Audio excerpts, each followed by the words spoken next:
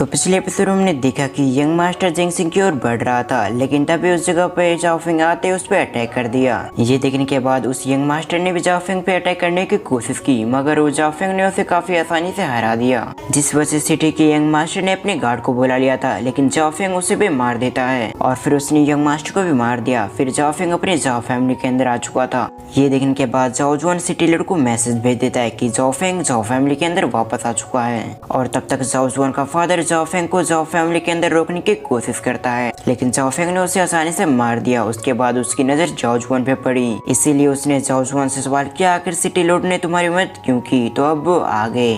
इस पार्ट की शुरुआत में जाओ जुआन ये सुनने के साथ ही काफी डर चुका था। साथ ही वो अपने मन में सोच रहा था, मुझे कुछ समय और जाओफिंग को इस जगह पर रोक के रखना होगा, और एक बार सिटी लॉर्ड की सेना इस जगह पे आ गई उसके बाद मुझे डरने की जरूरत नहीं पड़ेगी। ये सब सोचते हुए उसने जाओफिंग से फालतू बातें करना शुरू कर दिया। दूसरी तरफ जाओफिंग को भी समझ में आ चुका था, इसीलिए जाओफिंग जाओ जुआन को धमकी देते हुए कहता है, अगर तुमने अपनी फालतू बकवास बातें बंद नहीं की तो मैं तुम्हें मार डालूंगा, और साथ ही मुझे ये बताओ आखिर सिटी लॉर्ड ने तुम्हारी सहायता क्यों की? ये सुनने के बाद जाओ जुआन कहता है, मुझे इसके बारे में कोई जानकारी नहीं है। ये सुनने के बाद तो जाओफिंग को काफी गुस्सा आ चुका था, इसलिए वो अपनी एनर्जी को रिलीज करते हुए कहता है, मैं तुम्हें आखिरी मौका देता हूँ, अगर तुमने मुझे इस बार कुछ भी नहीं बताया तो मैं तुम्हें बिल्कुल भी नहीं छोड़ूंगा। पर अभी भी जाओ जुआन कुछ भी नहीं बताता, इसलिए जाओफिंग ने उसकी पिटाई लगाना शुरू कर दिया, और कुछ समय पिटाई खाने के बाद जाओ जुआन कहता है, मैं तुम्हें सब कुछ बताने के लिए तैयार हूँ, पर तुम मुझे छोड़ दो। ये सुनने के बाद जाओफिंग भी रुक गया। उसके बाद हम जाओ जुआन की हालत को देखते हैं जो काफी बिगड़ चुकी थी। फिर जाओ जुआन जाओफिंग को बताता है, सिटी लॉर्ड की बेटी के साथ तुम्हारी एंगेजमेंट बचपन में फिक्स हो गई थी, पर सिटी लॉर्ड और सिटी लॉर्ड की बेटी तुम्हें पसंद नहीं करती थी,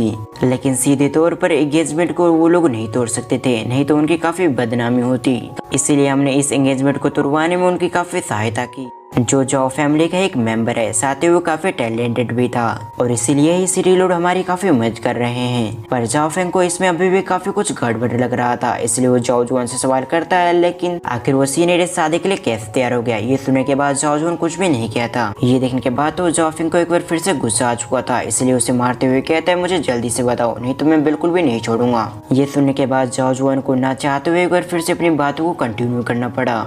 वो कहता है, उस लड़की के पास एक स्पेशल बॉडी है जिसका इस्तेमाल करते हुए कोई भी फ्लोर मास्टर बन सकता है, इसीलिए जाओ फैमिली का सीनियर इस शादी के लिए तैयार हो गया, और उस सीनियर का नाम ही जाओ यांग जाओ है। ये सुनने के बाद जाओफिंग उसे पीछे धकेलते हुए कहता है, ठीक है, अब जब कुछ सब कुछ मुझे पता चल चुका है तो तुम मरने के लिए तैयार हो जाओ। ये सुनते ही जाओ जुआन अपने घुटनों पे आ चुका था। फिर वो जाओफिंग से कहता है, मैंने तुम्हें मारने की कोशिश नहीं की थी, बल्कि वो मेरे फादर और सिटी लॉर्ड थे, इसलिए तुम मुझे जाने दो। ये कहते हुए जाओ जुआन ने अपने पास से एक नाइफ को निकाल लिया था, जिससे वो जाओफिंग पे अटैक कर देता है, और अचानक से हुए इस मूव से जाओफिंग अपने आप को नहीं बचा पाता। ये देखने के बाद जाओ जुआन काफी खुश हो चुका था। साथ ही वो जाओफिंग से कहता है, तुमने मेरे फादर को मार दिया है, और कुछ समय के अंदर तुम भी मारे जाओगे, जिस वजह से जाओ फैमिली अब मेरी हुई। जिस पर जाओफिंग कहता है कि तुम्हें सचमुच लगता है कि तुमने मुझे मार दिया? ये सुनने के बाद जाओ जुआन उसकी ओर देखता है, तब उसे पता चलता है उसका नाइफ तो जाओफिंग की बॉडी के आर पार नहीं गया, बल्कि उसके बाजू में फंसा हुआ था।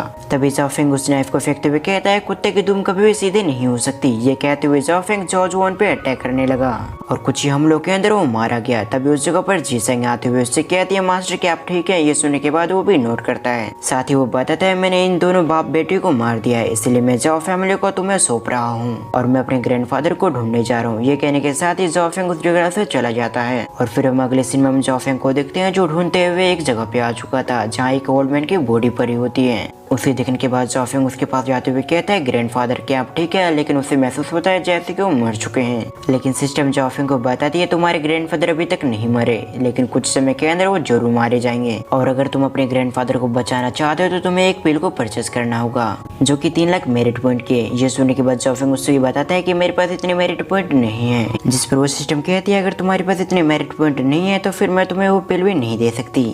ये सुनने के बाद जाओफिंग उससे कहता है, अगर तुम मुझे पिल नहीं दोगे तो मैं खुद भी पिल बना सकता हूँ। ये कहने के साथ ही उसने अपने पास से एक बुक निकाल लिया था। ये कहने के साथ ही जाओफिंग ने अपने पास से एक एल्केमी बुक को निकाल लिया, और ये बुक सिस्टम की ओर से जाओ जुआन के फादर को मारने पर जाओफिंग को मिला था। इधर वो सिस्टम जाओफिंग से कहती है, तुमने अभी तक एल्केमी भी नहीं सीखा, तो तुम्हें लगता है कि तुम इस एल्केमी की बुक को पढ़ने के बाद एल्केमी इतनी जल्दी सीख जाओगे और तुम अपने ग्रैंडफादर के लिए एक पिल बना पाओगे? अगर तुम ये सोच रहे हो तो मैं तुम्हें बता दूं, एल्केमी सीखने में काफी समय लगता है। इसलिए तुम इतनी जल्दी उसे नहीं सीख पाओगे। पर जाओफेंग उसकी बात को इग्नोर करते हुए अपनी फायर को एक्टिवेट कर लेता है। साथ ही उसने उस जगह पर एक कढ़ाई को भी ढूंढ लिया था। इसी बीच उसे दीवार पर कुछ लिखा हुआ दिखता है, इसलिए जाओफेंग और सिस्टम उसकी ओर जाने लगते हैं और दीवार पर जाओफेंग के ग्रैंडफादर ने लिखा था। जाओफेंग पढ़ता है, उस पर लिखा हुआ था, जाओफेंग अगर तुम इसे पढ़ रहे हो तब तक शायद मैं मारा जा चुका हूँ, लेकिन तुम मेरी चिंता मत करना। साथ ही मैं तुम्हें एक राज की बात बताना चाहता हूँ कि आज से 300 साल पहले हम इस जगह पर नहीं रहते थे, बल्कि हमारा जाओ फैमिली काफी बड़ी थी, मगर कुछ दिक्कतों की वजह से हमारे एंसेस्टर ने हमें इस जगह से निकाल दिया, इसलिए हमें मजबूरन इस छोटी सी सिटी के अंदर आना पड़ा। मगर तुम्हारे फादर काफी टैलेंटेड थे और हम सभी ने तुम्हारे फादर से उम्मीदें लगा रखा था कि तुम्हारे फादर हम सभी को होम टाउन जरूर ले जाएंगे, पर ऐसा करने से पहले जाओ जुआन के फादर ने हमें धोखा दे दिया और तुम्हारे फादर को मार दिया। इसलिए अब मेरी आखिरी इच्छा है कि तुम अपने फादर के अधूरे काम को जरूर पूरा करना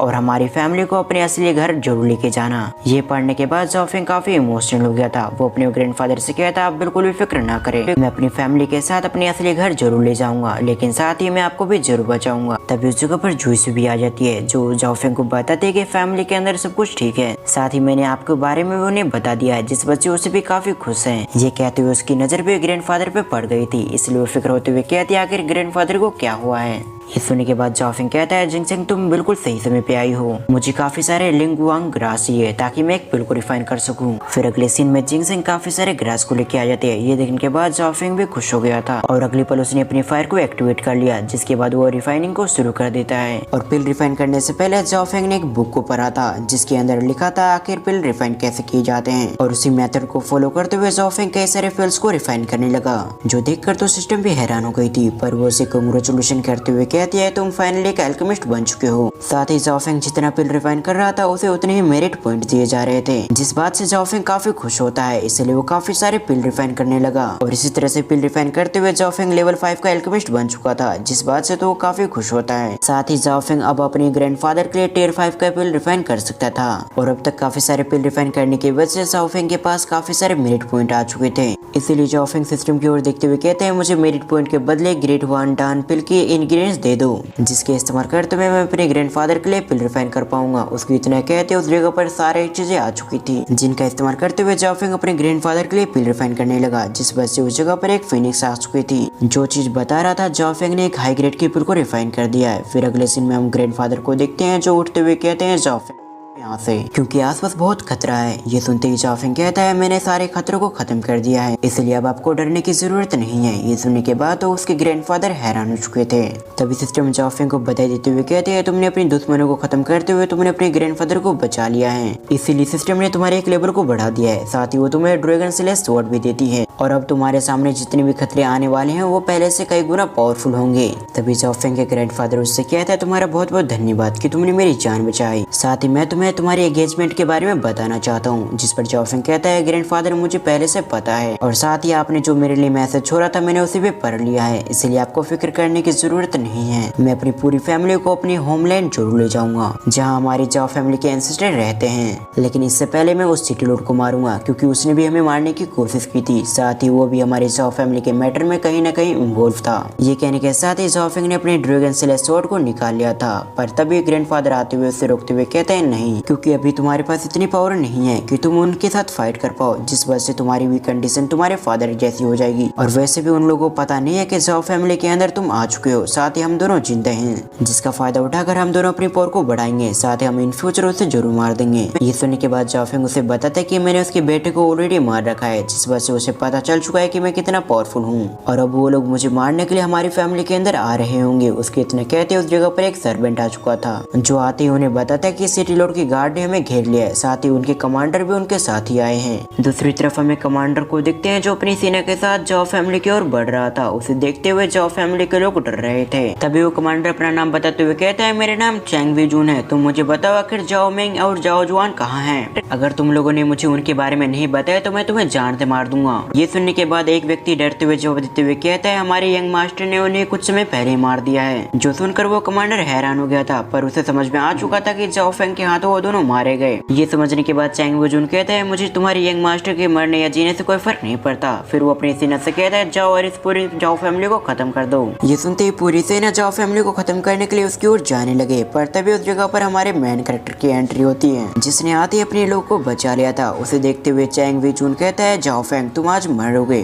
तुमने इस जगह पर आकर बहुत बड़ी गलती की है। फिर वो अपनी सेना से कहता है जो भी जाओ फैंग को मारेगा मैं उसे काफी अच्छा इनाम दूंगा। ये सुनते ही कई सारे सैनिक जाओ फैंग को मारने के लिए उसकी ओर चले गए, पर दूसरी तरफ जाओ फैंग के पास ड्रैगन स्वॉर्ड थी, जिसकी मदद से जाओ फैंग कई सारे सैनिक को मारने लगा। ये देखते ही कई सारे सैनिक अपनी जगह पर रुक गए। दूसरी तरफ जाओ फैंग कहता है तुम्हारी हिम्मत भी कैसे हुई कि तुमने मेरी फैमिली पे हमला किया, जो चीज चैंग वूजुन को बिल्कुल भी पसंद नहीं आती। वो कहता है लड़के तुम काफी एरोगेंट हो, इसलिए मैं तुम्हारी फैमिली के सामने तुम्हें काफी इंजर्ड कर दूंगा, फिर मैं देखूंगा आखिर तुम कैसे एरोगेंट बनते हो। ये कहने के साथ वो अपने स्वॉर्ड के साथ जाओ फैंग की ओर बढ़ने लगा। अगले पल उसने जाओ फैंग पे काफी सारे अटैक कर दिए, मगर जाओ फैंग किसी तरह से अपने आप को बचा लेता है। साथ ही वो जानता था वो इस कमांडर का मुकाबला नहीं कर पाएगा, इसलिए वो अपने स्वॉर्ड के साथ उसके अटैक को डॉज करता रहता है। जबकि दूसरी तरफ जिंगसंग जाओ फैंग को लेकर काफी परेशान हो रही थी, इसलिए वो ग्रैंडफादर से सवाल करती है क्या हमारे यंग मास्टर उस कमांडर को हरा पाएंगे, जिस पर ग्रैंडफादर कहते हैं उन दोनों के लेवल में काफी बड़ा डिफरेंस है, इसलिए जाओ फैंग का जितना मुश्किल है। ये कहने के साथ ही ग्रैंडफादर खांसने लगते हैं, क्योंकि अभी भी उनकी कंडीशन पूरी तरह से ठीक नहीं हुई थी। सिंस प्रोग्राम जाओ फैंग और चैंग वूजुन को देखते हैं जो लड़ते हुए हवा में आ चुके थे।